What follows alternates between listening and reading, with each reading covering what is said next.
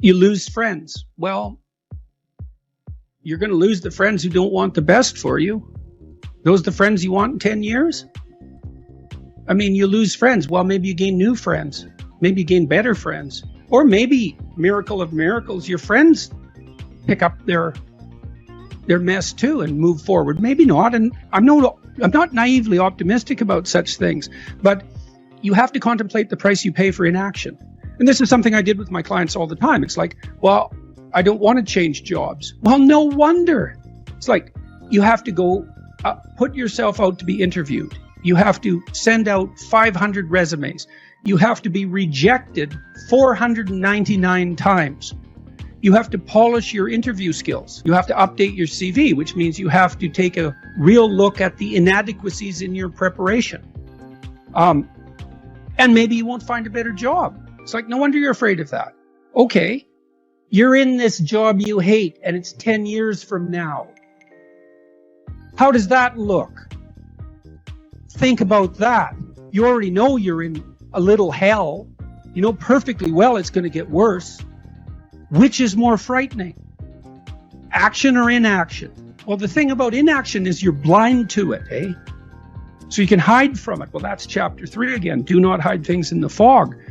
Do not make the assumption that inaction has no price. And so then you think, I'm terrified of this, but I'm even more terrified of that.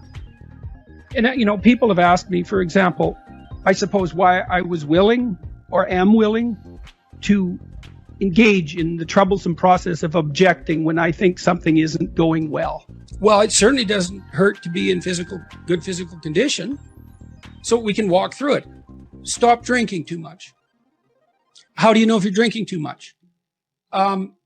You regret what you do when you're drinking.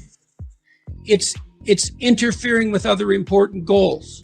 It's causing you financial distress. It's getting you in trouble with your friends or your family. It's getting you in trouble with the police. Okay, so stop abusing substances if you can, right? If you see that they're hurting you. And alcohol is particularly pernicious in that regard. So, physical health. Are you in decent shape? Are you strong and coordinated? And if you're not, well, you'd be better if you were. Right. You'd feel better, you'd be more effective, you'd live longer, you'd be less sick. And you really see that mount up. Like if someone's been in shape once in their life, they age way better. And it's also a really good way of maintaining your cognitive ability. Like, you know, you hear about those exercises that you can do online to make you smarter and keep your cognitive ability intact. Yep. Those don't work. There's no evidence that they work. People keep saying that they make you smarter or they maintain your cognitive function. Psychologists have studied that for 50 years, hoping that one of those things will work. Trying all sorts of creative tacks, they don't work. Exercise works. Cardiovascular and weightlifting, you start to decline in your fluid intelligence at about the age of 25. And it's a linear trend downhill, and it can accelerate as you get older. It's just like this, quite ugly. If you exercise, you stave that off. So that's really useful. Maintain your relationships and foster them. So when I look at successful people, they're really good at something. They're reliable, right? You can count on their word. They're generous, and they have a wide connection network, which becomes more and more valuable as you get older. Yeah. So it's one advantage that older people really have over younger people. They have a connection network, and a connection network is huge. Well, you could be connected to 1,000 well-connected people. Okay, that means you are connected to the entire world. Right, it's unbelievably valuable. And that's one of the things that's so absolutely remarkable about the situation that I'm in right now. As far as one of the great benefits is I can contact pretty much anybody and they'll talk to me. It's like, really? That's so cool. I'm interested in infrastructure for reasons I won't get into, but I'm interested in infrastructure development. I think it's a good method of wealth transfer. It's a good solution to the problem of inequality and employment. I reached out to a leading expert on infrastructure last week, see if he'd talk to me. I thought, I don't know anything about infrastructure except that it's worn to a frazzle and we should do something about it. He agreed to talk. And having a connection network is of inestimable value. It's huge. Reliability, generosity, you can work on both of those. Philosophical sophistication, it's very useful because it orients you properly. You have a sophisticated sense of the world. You find, for example, that doing things for other people is actually more rewarding than virtually anything else you can do. And you hear you should be of service to other people. Well, if you actually watch yourself, you pay attention to yourself and you do something that helps someone else and it genuinely helps them, I defy you to find another experience that is that satisfying. It's actually quite stunning how satisfying that is.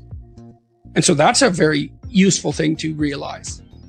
Because I'm more afraid of the consequences of inappropriate silence. It's not that I'm brave. It's that I'm more terrified of the alternative.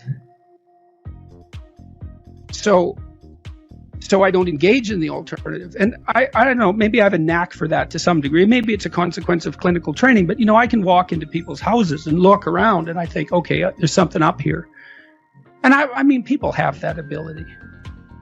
I walked into a house once and the dishwasher was in the middle of the kitchen and it was undone and had obviously been there for a couple of weeks. And the fridge had food in it that was no longer food. And the cupboards had unopened wedding gifts in them, like 5 years after the marriage. I thought, there's a lot of things in this household that are being swept under the rug. And that was all laid out in the practical environs. It's like they hadn't negotiated who was responsible for cleaning the fridge. They hadn't even been able to open their wedding gifts. It's like something's rotten, deeply so. And so I could see where that was headed without a tremendous amount of effort on the part of the people. And it didn't work. They were divorced, a couple of years after that in a very ugly manner or for very ugly reasons.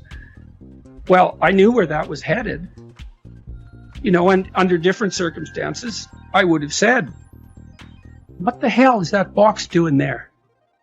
Oh, it's nothing. Yeah, no, wrong. It's not nothing. That's a little portal to hell. I can see it, and so could you if you looked, but you won't. And I mean that literally, because people won't look. They'll walk into a room like that, and they will not look at that thing. Absolutely. And that's because if they look, they'd see. And they don't want to see, and no wonder, but the consequence of blindness is worse. It's worse. I mean, I have this, my family would like some peace because I seem to be embroiled in one thing after another. And, they have a point, but peace is very hard to obtain. And I can't be blind to what I see in the broader world around me. Not if I see it.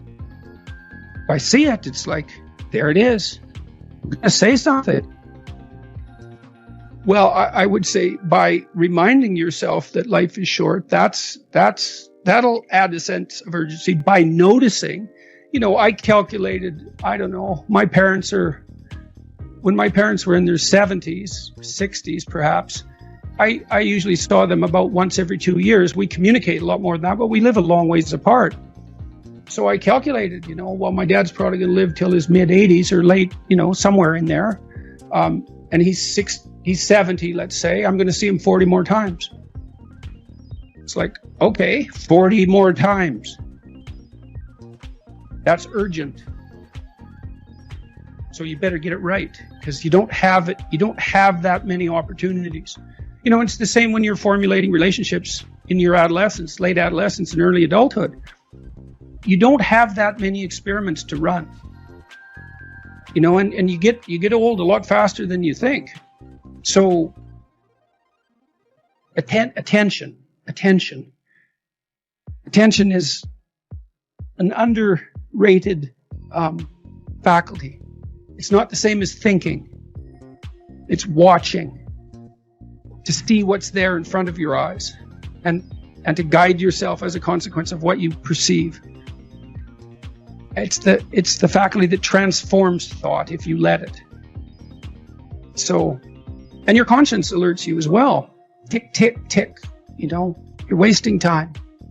And very few people are happy with that. Some are burdened by it more than others, but virtually no one escapes that voice of conscience.